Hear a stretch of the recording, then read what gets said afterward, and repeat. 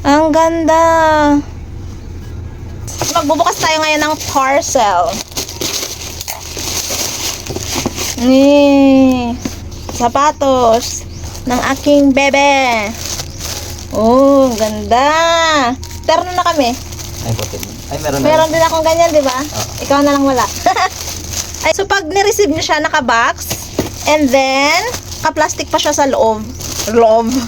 Naka-plastic siya sa loob, and then, ayan, ang ganda. Kasya to kay Clyde? Kasya siguro.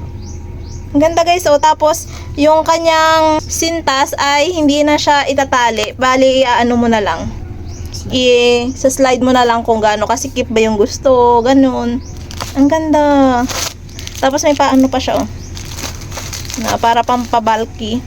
And breathable to, guys. Ang ganda niya, oh. So, ito ay size 31. Ang ganda. Oh.